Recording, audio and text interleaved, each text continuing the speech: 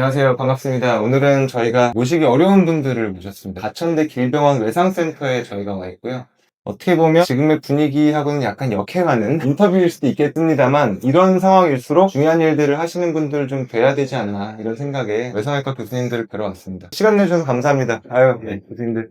간략히 소개를 좀 한 분씩 해주시면. 네, 저는 가천대 길병원에서 외상외과 의사로 근무하고 있는 장재익이라고 합니다. 안녕하세요. 저는 가천대 길병원 외상외과 전세범이라고 합니다. 네, 안녕하세요. 저는 가천대병원 인천권역외상센터에서 근무하고 있는 외과의사 민순기라고 합니다. 같은 곳에서 근무하고 있는 외상외과 의사 송한벨입니다. 여쭤보고 싶은 게 너무 많은데 외상외과가 주로 어떤 일을 하나요? 병원 전 단계부터 해서 구급대원이랑 소통해서 환자를 보고 저희가 현장으로 출동을 하기도 하고 거기서부터 진료가 시작이 돼서 외상 환자를 거기서부터 인볼브를 하고 응급실에서 초기 소생 시행하고 평가하고 중환자실, 수술실, 혈관 조영실까지 외상 환자에 대한 모든 거를 다 진료하는 거라고 생각을 하시면 돼요. 현장도 출동을 하세요? 그러면 여기 계시다가 사고 현장으로 가시는 거예요? 현장으로 가는 케이스가 네. 많지는 않고요. 구급대가 제일 빠르기 때문에. 아, 그래요? 네네. 그러면 중간 병원에서 닥터카라는 시스템이 있어서 거기서 만나서 그럼 닥터카를 타시면 뒤에 출장비가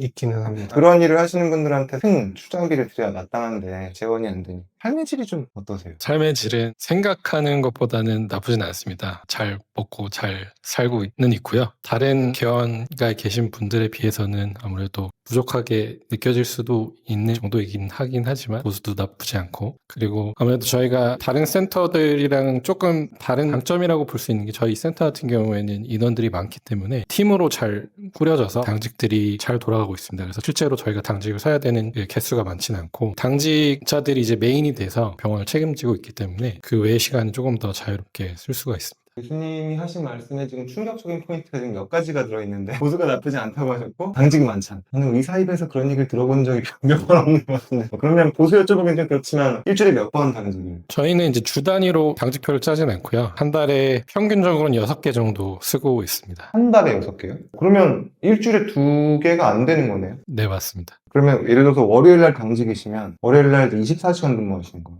네네, 맞습니다. 아침에 출근하셔가지고 다음날 아침까지 쭉 계시고 그럼 화요일날은 퇴근하세요? 저희 오피셜 근무 스케줄로는 네. 24시간 근무를 하고 매일 아침마다 전일 당직돼 왔던 환자들에 대한 케이스들을 다 공유를 하고 논의를 하는 시간이 있어서 라운딩 시간을 갖고 그 이후에는 이제 자유롭게 각자의 시간을 가질 수 있도록 하게 되어 있기는 합니다만 혹시 퇴근은 아닌 거예요? 물론 다른 업무들이 좀 많이 있습니다. 진료 외적으로도 국가와 연계해서 하는 사업이기 때문에 네. 행정적인 절차들도 많이 있고 충격적인데요. 왜냐하면 6번 제외하고는 일단 외래 진료나 공식적인 일렉티브 수술은 없으신 거네요. 외래 진료는 또 따로 잡혀 있기는 하고요. 예, 그리고 본인이 당직을 선던 날에 왔던 환자들의 여러 가지 상태에 따라서 일렉티브가 추가로 좀 더 있을 가능성도 있긴 합니다. 본인이 당직이 아니셔도 예를 들어서 어제 왔던 환자가 료피를 오늘 오후에 들어간다. 그럼 들어가시기도 하시죠. 네, 맞습니다.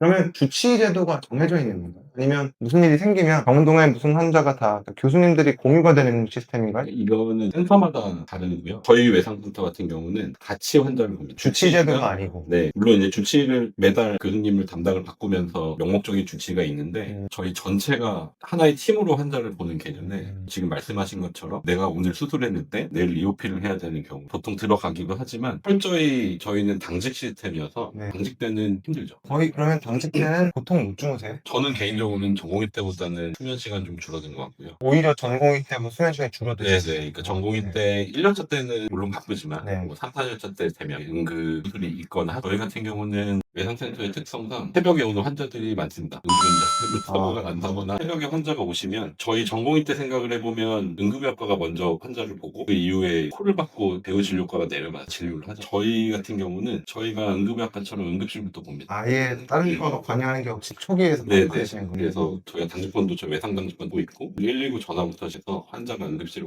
왔을 때부터 저희가 진료가 시작되기 때문에 환자가 병원에 와서 진짜 심한 환자 수술까지 하게 된다면은 거의 거의 4-5시간은 붙어 있어야 되는 아. 상황이 있어서 그러니까 처음에 왔을 때 모든 일을 다 직접 하신다는 말씀이신데. 네. 음. 그렇기 때문에 당직된 좀 매우 중증도가 높은 환자가 오면 수면 시간을 보기가 힘들죠. 그러면 당직 교수님이 한두 분 계세요? 저희는 2명 혹은 두 분? 3명이서 2분 아니면 3분? 네네. 근데 다발성 외상 환자가 왔는데 또 한 명이 오면 그럼 한 분씩 그냥 분산해서 이 상태에서 한 분 더 오면 어떻게 돼요? 그런 경우는 현실적이지 않은 있긴 있죠. 그런 경우는 이제 저희가 인근에 거주하고 계신 교수님들께 도움을 요청드리고 일단 당직 개수가 생각보다 많지는 않으시지만 한 번 서실 때 업무 강도는 또 상당하시네요. 저도 사실 힘든 거 좋아하는 사람인데 외상은 안 하고 싶었거든요. 근데 어떻게 하다가 이쪽으로 성한별 선생님도 제가 아주 잘 아는 선생님인데 교수님은 어떻게? 전 원래 외과 시작할 때부터 관심이 있기는 했었는데 그때 당시에 제가 있었던 분당서울대병원에서는 외상이 없었으니까요. 근데 바로 전공이 끝나고 나서 외상외과 펠로우로 다른 병원으로 가기에는 아직 제가 그 당시에 할 줄 아는 수술도 별로 없고 지금까지 그래도 어쨌든 치프까지 올라오면서 알고 있었던 병원의 짬이라는 게 있는데 그게 없다 보니까 그래도 좀 더 이따가 가보자 생각해가지고 혈관외과를 했었던 이유가 외상외과에 나중에 한다고 한다면 좀 더 도움이 될 거라고 생각을 해서 HBP랑 베스큘라 중에서 혈관외과를 선택을 했었고요. 그때부터 약간 생각이 있으셨던 거네요. 예, 혈관을 있었던 선택할 거긴 때부터. 했어요. 서울대병원에서 외상하셨었던 박찬용 교수님이랑 좀 알게 돼가지고 외상에 대해서 좀 더 생각을 가지고 있다가 인천 번역외상센터가 어느 정도 더 자리가 잡혀 있다라고 판단을 한 부분들이 있어가지고요. 일단 말씀드렸지만 여기 이렇게 주니어들이 여러 가지 일들을 받쳐서 하고 있는 센터들이 그렇게 많지는 않아서요. 아, 지금 인력이 부족한 상황인가요? 그렇죠. 그러니까 당직 개수라는 게 외상센터별로도 또 많이 다르고 물론 당직 한 번의 강도로 봤을 때는 상당히 높은 편이긴 하지만 그래도 뭐 전공의 시절이랑 비교하면 뭐 비슷하지 않을까. 분당 교수님은 안 보시겠죠? 네, 제가 송한별 교수님의 상황이었어도 주니어 교수님들 많이 계시고 그리고 한 번 일할 때는 빡세게 하고 그 다음에 쉬는 게 낫지 계속 조금씩 일하는 것보다는 그렇죠? 네, 저는 좀 그쪽을 더 음. 선호하는 편이라고 생각하긴 했어요. 그러면 교수님이 판단하시기에 혈관 수련을 적절하셨어요? 그러니까 이 수술을 하다 보면 이거는 내가 배우기 잘했다 하고 싶은 부분이 있으실 거고 이거는 내가 좀 더 할 거 이게 있으실 텐데 혈관을 선택하신 게 좋은 선택이었다고 느끼세요? 네, 저는 혈관 하기를 굉장히 잘했다고 생각하기는 어. 하고요. 왜냐면 그냥 임상적으로 혈관 문합을 해야 되는 상황들도 있긴 하지만 혈관 내 시술, 엔도베스큘러 트리트먼트가 트라우마 쪽에는 많이 아마도 계속 더 보편화될 거라고 생각하는데 그런 부분을 어쨌든 분당서울대병원에서도 어느 정도 경험할 수 있었고 그리고 여기에 오면서도 이쪽 교수님들과 사전 협의를 해서 어느 정도 커리어가 끊기지 않고 할 수 있었던 부분들이 또 다른 센터들과의 차이점이라고 저는 생각했어요. 혈관 정의실 직접 하시는 거예요? 예, 혈관조영실에서 제가 지금 환자가 바로 왔을 때 직접 하고 있는 상황은 아닌데요. 네. 어쨌든 그 상황에 들어가서 인볼브 할 수 있는 그런 여건들이 있고 그리고 여기에 있는 혈관 교수님들이랑도 그런 부분들에 대해서 첨언들이 있다면 저희 외상외과 영역에서는 수술적인 치료도 물론 중요하지만 네. 엔도바스큘라 트리트먼트의 영역이 좀 확대되고 있는 것 아. 같거든요. 우리나라뿐만 아니라 전 세계적인 추세고 특히 음. 일본 같은 경우는 매우 활발하게 되고 있는데 꼭 인터벤션 라디올로지스트들한테만 의존하지 않고요. 일본에서는 응급의학과 선생님들 이런 분들도 굉장히 많이 하고 계시고 앞으로 우리나라에서도 그런 영역은 확대될 거라고 보고 있고 그런 측면에서 송한별 교수님 같이 이런 경험이 있으신 분이 계시는 게 저희 센터에는 되게 강점이라고 생각합니다. 그러니까 저도 뭘 느끼냐면 엔도베스큘러는 특히 약간 어느 과가 해야 응당 맞다 이게 없는 것 같더라고요. 네. 하시는 과가 잘하면 그냥 그 과에서 다 하고 병원별로 좀 차이가 있는 걸 제가 느꼈는데 그리고 박찬영 교수님 강의 들으면서 좀 충격적이었던 거 하나는 예전 같으면 제가 레지던트 때 봤으면 무조건 응급호 PS 환자를 그냥 엔도 하셔가지고 해결하고 그냥 피를 가둔다는 표현을 쓰시던데 많이 달라지는 것 같아요 점점. 외상을 선택할 때 외상 스텝의 꿈을 갖고 있는 젊은 의사 입장에서는 바로 외상으로 뛰어드는 게 나은가요? 아니면 간담차나 혈관이나 수술을 하고 오는 게 낫나요? 경우에 따라 다를 수 있다고 생각하는데요. 저 같은 경우는 외상으로 바로 왔었고 외상에서 2년 펠로우를 했었는데 외상외과 영역이 사실 굉장히 넓습니다. 그러니까 다치는 게 여러 군데인 만큼 뭔가를 해야 될 일이 많거든요. 그래서 저희 팀 내에서도 어느 정도는 이제 영역이 조금 더 세분화돼서 더 전문적으로 하시는 교수님들이 계시고 아까 정재 교수님 말씀하신 것처럼 응급의학과 출신이시거든요. 프리하스피탈 병원 전 단계에서 우리가 해야 될 일들 시스템을 구축한다거나 구급대원 교육을 한다거나 현장에 직접 출동한다거나 뭐 이런 부분들도 필요하기 때문에 경우에 따라 다를 수 있죠. 장재익 교수님은 응급의학과 선생님이시고 네. 그러면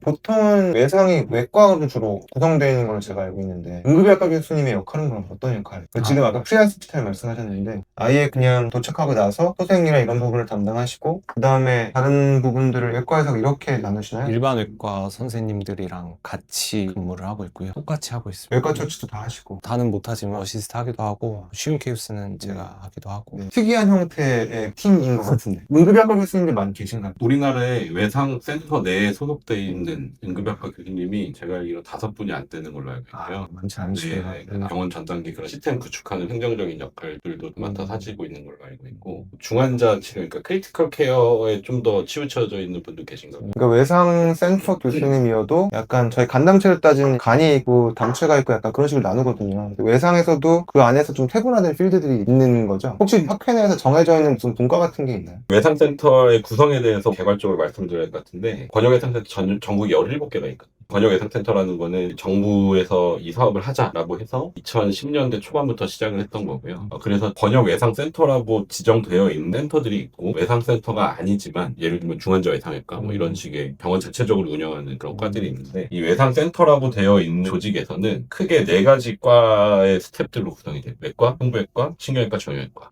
네, 그래서 저희 외상센터도 외상외과 소속의 저희들은 일반외과, 응급의학과, 신경외과 교수님도 저희는 2분 계시고 정형외과 교수님 그렇게 구성이 되어 있고 당직은 물론 다 당직을 서시지만 몸통 보는 사람, 그러니까 흉부외과랑 일반외과들이 중심이 돼서 상주 당직을 서고요. 그래서 흉부 손상이 있으면 흉부외과 교수님들 같이 저희 이제 일반외과 내에서는 뭐 말씀드린 것처럼 성한별 교수님처럼 혈관을 좀 더 하시는 분, 간담체 전공하고 오신 분도 계시고 그런 간담체 수술이 필요한 경우에는 그 교수님이 좀 하시고 뭐 이런 식으로 되어 있고요. 중환자실을 메인으로 전공하고 오신 교수님 중환자실 전에 총괄을 하시고 저희가 중환자실 환자를 리더로서 이끌어 가주시고 그렇게 분업이 돼요. 굉장히 세팅이 잘 돼 있네요. 그러니까 저는 어떻게 생각을 했냐면 외상센터를 보면서 되게 놀라면서 들어왔거든요. 베드다가 20베드 있다고 하셨는데 네, ICU만이죠. 그러니까 규모가 굉장히 제가 생각했던 것보다 되게 큰데 저는 사실 외상의 이쪽을 모르니까 예전 생각을 하고 있었던 것 같아요. 제가 알고 있었던 건 뭐였냐면 미국이나 이런 데는 총상이 많으니까 외상 환자가 많고 제가 있었던 병원은 외과에서 다 알아서 했거든요. 근데 생각했던 것보다 굉장히 세팅이 잘 돼 있는 것 같습니다. Doctor school, doctor school, doctor school, doctor school, doctor school, doctor school, doctor school.